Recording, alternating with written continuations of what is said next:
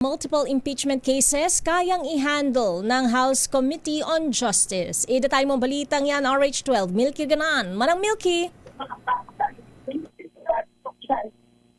Milky.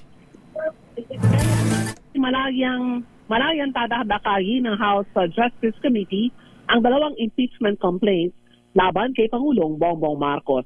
Ang kay Batangas Representative Jervin Luistro, chairman ng komite. Ang kanilang tungkulin ay base sa evidence and constitutional duty, hindi daw sa ingay at political pressure.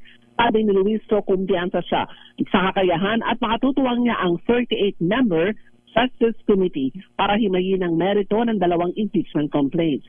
May sapat umano silang kakayahan, karunungan at background para pangasiwaan ang dalawang impeachment complaints laban kay Pangulong Bongbong Marcos at sa Pebrero naman ang impeachment laban kay Vice President Sara Duterte. At dahil nasa House Justice Committee na ang dalawang impeachment complaints, ipinaliwanag ni Luistro, hindi na pwedeng magsampa pa ng ikatlo higit pa na reklamo laban sa Pangulo dahil epektibo na ang one-year bar rule. Narito ang paliwanag ni Batangas Representative Jervin Luistro, Chair ng House Committee on Justice. Hindi na. As a matter of fact, wala nang pwedeng humabol. Kasi ito yung paulit-ulit kong sinasabi.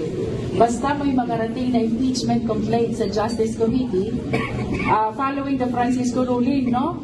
It completes the initiation process and therefore it bars all subsequent impeachment complaints against the same impeachable official.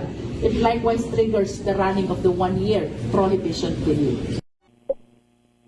Samantala, February 2 hanggang February 4 ang initial sufficiency review ng House Committee on Justice. Ang mga petsang ito ay kay Luistro ilalaan lang para sa pagpasa kung sufficiency in form and substance ang dalawang impeachment complaints. Ako si New Creguna nagulat para sa DZRH, una sa Pilipinas, una sa Pilipino.